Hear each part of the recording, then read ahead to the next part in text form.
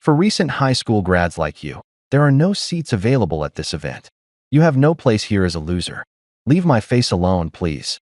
With a big, happy smile, the director reprimanded me. I wanted to say a lot, but I couldn't disagree with the department director, who was my supervisor. I had no choice but to obey his commands. Matt is my name. My age is 27. Not long after I was born, my mother died. After that, my father and I shared a home until he passed away in a terrible workplace accident. My paternal grandparents took me in when I was a young child in elementary school. However, both of my grandparents lost their lives in an automobile pileup catastrophe. At the time, I was a high school student. No one wanted to take me in, and all of my family were whispering behind my back that Matt brings bad luck. I lived alone in my grandparents' home for a while.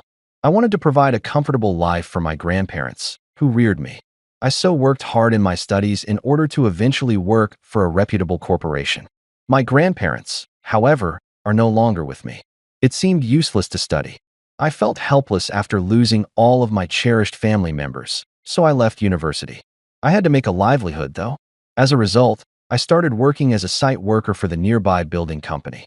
I went home to sleep to forget my sorrow, after working mindlessly until I was worn out. I simply continued to relive these meaningless days. Then something occurred one day. "Will you live with me?" That was said by my mother's side uncle, who unexpectedly turned up at my grandparents' house. After my mother passed away, I lost contact with her side of the family, and I had only met my uncle when I was a young child. When he abruptly gave me a place to live, I was initially perplexed, but it appeared that he was worried about me.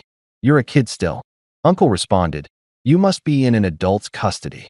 In addition, as a single man, I had been living alone. "I'd like to live with Matt because I've always felt lonely living alone." He gave me a cheeky wink as he said that. I chose to move in with him after seeing him like that and feeling happy for the first time in a long time. My uncle took good care of me. He provided me with everything I needed: clothing, food, and housing, and also gave me advice about work. The company I was working at paid low wages and had a high risk of injury, so he was worried about me and introduced me to a new job. "Your father died in an accident at work. As a father figure to you, I'm worried about you." The company my uncle introduced me to was a major corporation, where normally someone with just a high school diploma wouldn't be able to get a job. I was assigned to a sales department that was short-staffed and incredibly busy, almost desperate for extra hands. At first, the reaction from others was iffy. Why would a high school graduate join this company? I'll do my best not to cause any trouble.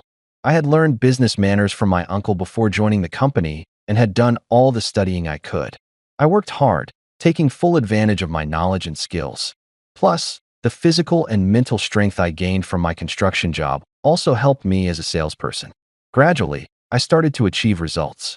And after a year, I had become a fully familiar member of the sales department. Once I became a member of the team, our company had a great atmosphere and was a comfortable place to work. I hope to keep working here until retirement. Feeling quite comfortable, I'd been thinking about continuing to work at this company for a long time to come. But then, one day, an unexpected event occurred.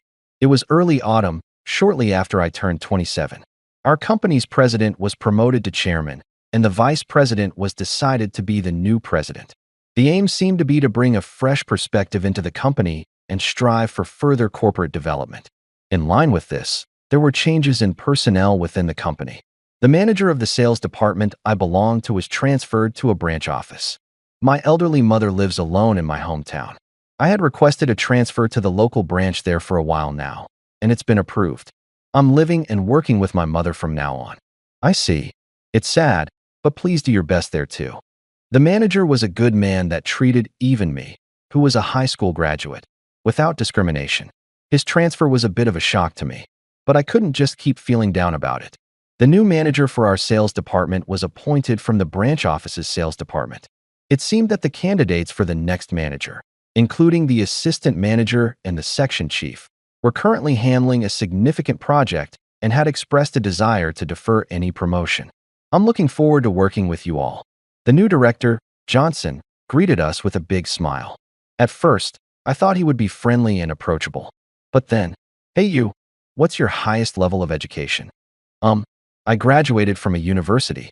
You have a fairly decent educational background." At our first meeting, Director Johnson unhesitatingly asked us about our educational backgrounds.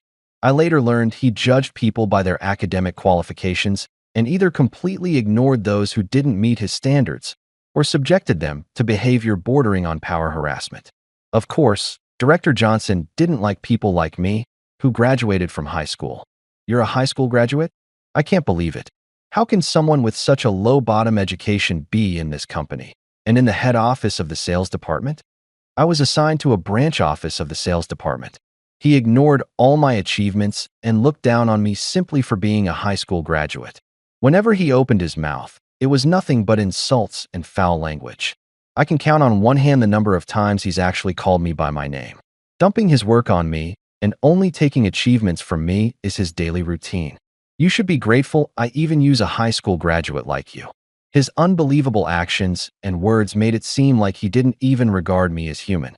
Moreover, he started sabotaging my work to drive me out of the company. One day, something happened. I was preparing to visit a client where we were in the final stages of consultation. I was planning to use a projector for my presentation, so I packed a USB with the presentation data into my bag. However, why is the data gone? I realized at the last minute that all the data in the USB was deleted. I managed to retrieve the data, but we started the presentation much later than scheduled. Of course, this left a bad impression on the client. Despite my best efforts, the presentation didn't go well, and I returned to the company disheartened. What's wrong with you? You look so depressed. Let me guess, your presentation was a failure? It's no surprise. Presentations can't be done without data. As Director Johnson said that with a smirk, I realized that he was the culprit. I didn't mind him disliking me, but I never expected him to go this far. I did everything I could to recover the lost time and managed to secure the contract. When I reported that the contract was finalized, Director Johnson had a look on his face that seemed to say he was not pleased. You are getting cocky for a high school graduate. His sharp gaze made me suspect he would repeat his actions. My premonitions soon came true. I was heading to a party celebrating the new president's inauguration at a luxury hotel. However, I encountered Director Johnson outside the venue. Why are you here? Well, I was also invited to the party. A useless high school graduate was invited? Wait here. I wasn't allowed to enter the venue, so I had no choice but to wait outside. Soon after, Director Johnson came back holding my seat with both hands. I don't know what the mistake was, but when I checked, there really was a seat for you. You know, trash like you doesn't belong here. As he said so, he roughly put my seat down in the hallway. There's no seat for high school graduates like you at this event. A loser like you has no place here. Get the hell out of my face. Director Johnson grinned and said that. I guess he really hates me. I realized once again, it's impossible not to feel anything after being treated like this. But after all, he is still my boss. And I'm just a general employee. I'm not allowed to rebel outright. I understood it. I'm leaving now. With just that retort, I immediately turned on my heel and left the scene. However, just 10 minutes later, I received a call from Director Johnson. I answered the phone with a frown on my face. Hello. Come back here right now. Do I need to come back? But you told me to go away, right? What is going on? Just come back right now. It's an order from your boss. Just then, the call ended abruptly.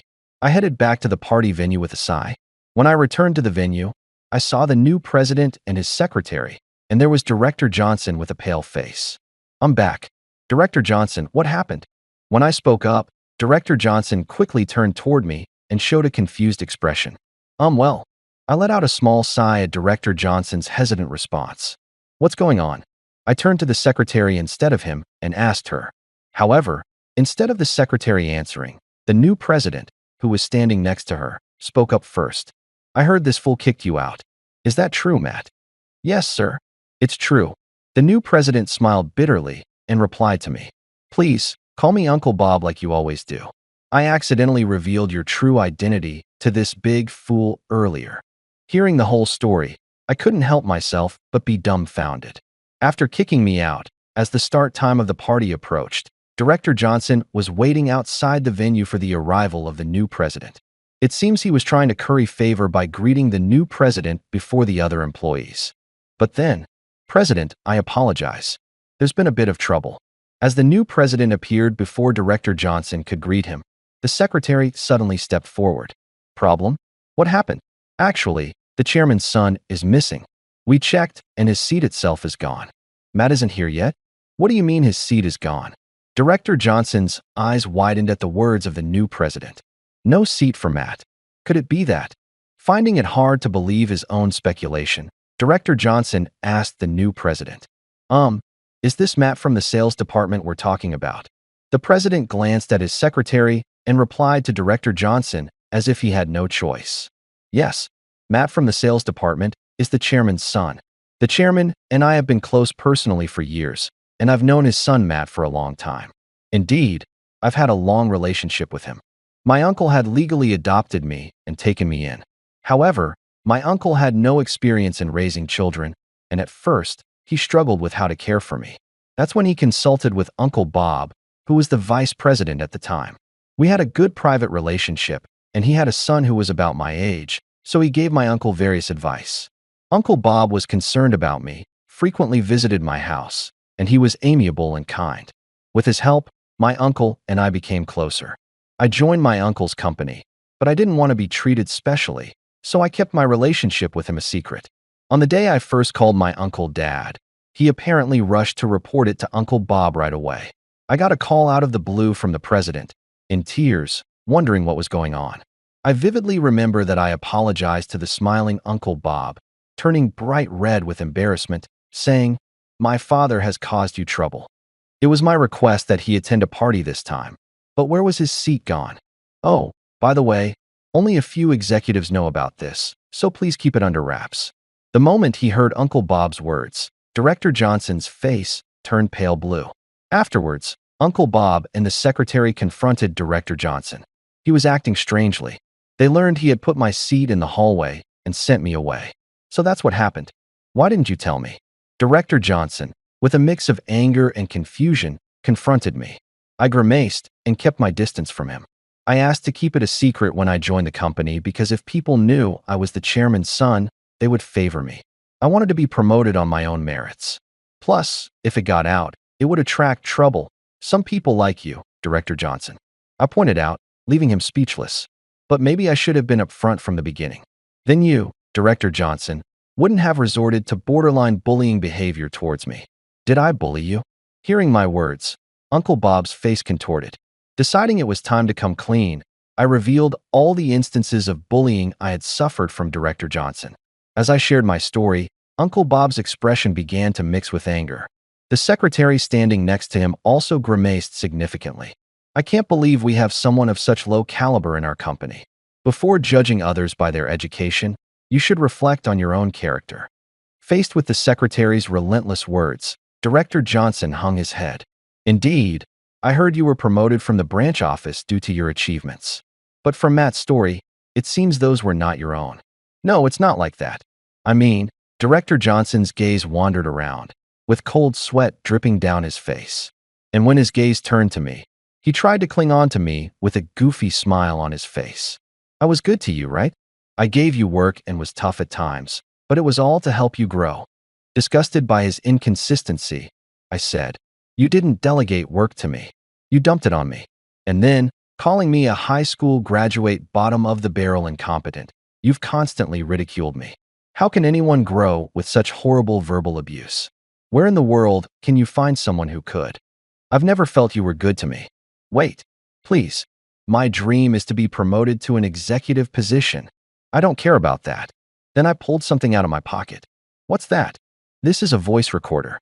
I've been recording your harassment at work. I was preparing to bring this to HR, but it seems that won't be necessary now. When I glanced at Uncle Bob, he nodded firmly at me. Let's take this matter to HR immediately. It seems our reform has some inappropriate decisions. While Uncle Bob said so, he glared at Director Johnson with cold eyes. That must have been the final straw. Director Johnson's face turned from blue to white, and he collapsed weakly to the ground. After that, Uncle Bob immediately contacted HR as he had promised. As a result, Director Johnson not only received a stern warning from Uncle Bob, but also directly from Uncle, who heard the story. He was then demoted and sent back to the branch office because he was not allowed to stay in the same department with me. The story of his demotion due to bullying had spread throughout the branch office, and I heard that he no longer had a place in the company. Having lost his position and everything else, Director Johnson apparently looked utterly exhausted. The new president also emphasized to keep my identity as the chairman's son confidential if I wanted to remain in the company. No one would believe Director Johnson anymore. Meanwhile, I've been working comfortably in the now peaceful sales department. The new director took over after wrapping up a project as the assistant head. Following that, the section chief became the assistant head, and I was promoted to a senior position. I plan to work even harder than before and aim for further promotions.